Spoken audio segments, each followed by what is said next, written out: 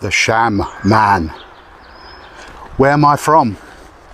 The land of slated slums and junk-filled yards, zinc bathtubs, drab privet.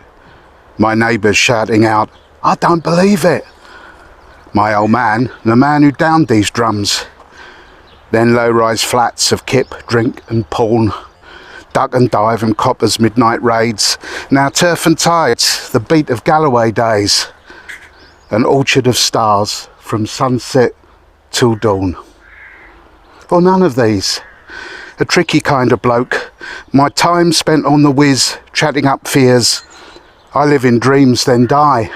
Me home is ears. A con man preacher who moves in smoke. Me talk turns heads, but no sod's got a clue about where I'm from or where I'm going to.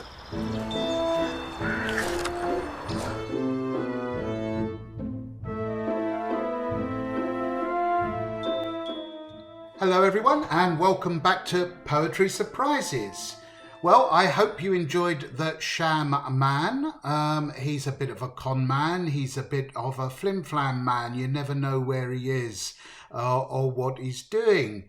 But it brings me on to my topic for today, which is, who am I? And trying to answer that question can give you some incredible barriers or incredible freedom in the creative process.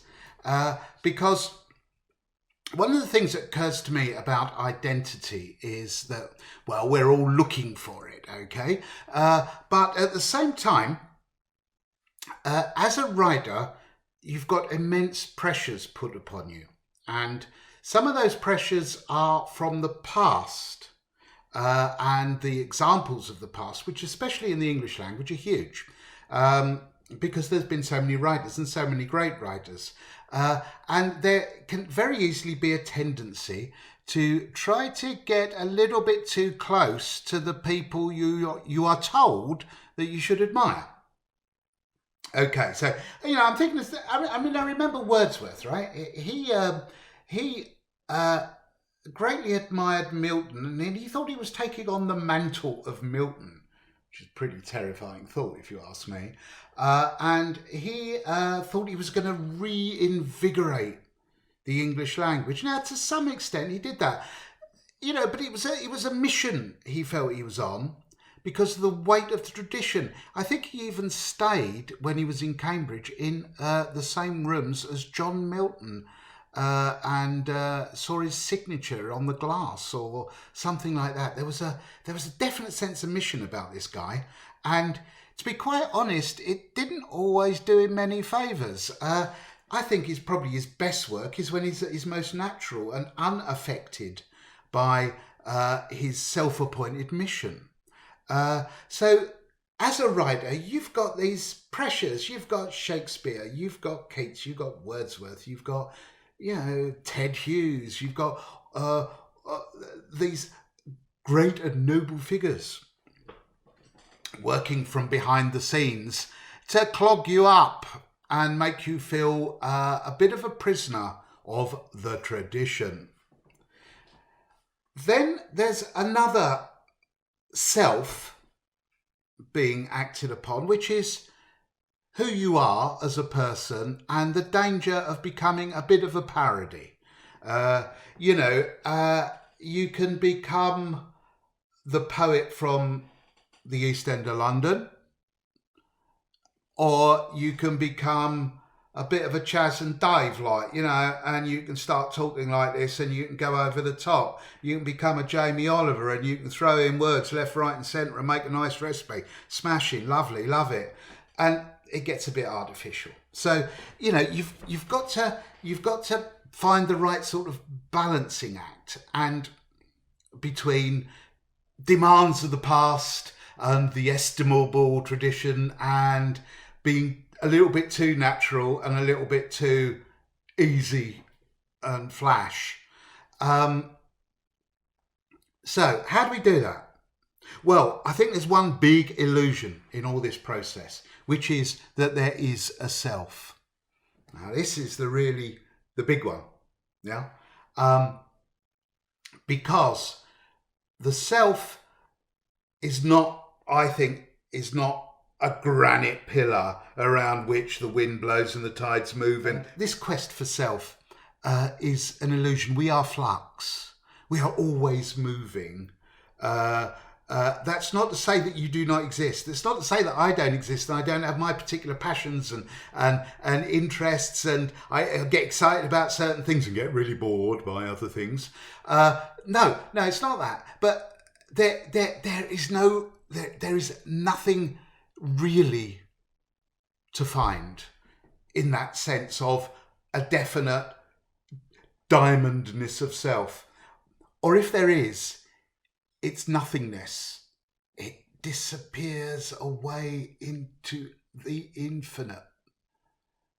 And once you're at one with the universe, then you are the universe, and the idea of selfhood is indistinguished from the totality. So that's quite pointless. So you have to throw away this idea of the core of being that exists in you, that is you somewhere or other. And you have to be much more flexible, much more fluid, much more adaptable. You have to allow yourself to get excited and get carried away. But at the same time, you have to rein back in. And you don't get overawed by the tradition, because all that does is kill you off. And you don't try to become a parody of yourself, because all that does is make you a laughing stock. You just have to find that moving current that is you on the wave of the universe. Maybe that's the best way I can express it. A poet who frequently expressed it, and very effectively, I think, was Fernando Pessoa. I think he was a very great poet. And in one of the installations I did called Stride, which I did in 2013 in London, I adapted one of his poems. He wrote about life in Portugal, you know, the bars, the restaurants, the streets.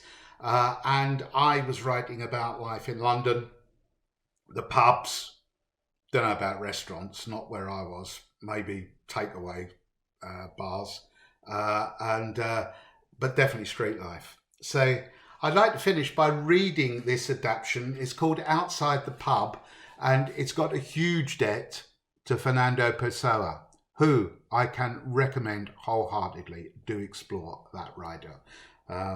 Outside the pub. I am nothing.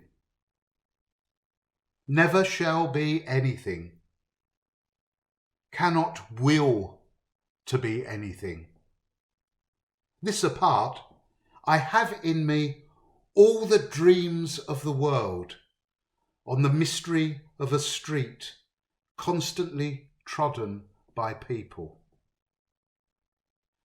A man came out of the pub, putting change into his pocket. Ah, I know him. It's Steve. He has no metaphysics. He waves a greeting. And the universe has rebuilt me without ideal or hope. And the Lord Publican has smiled.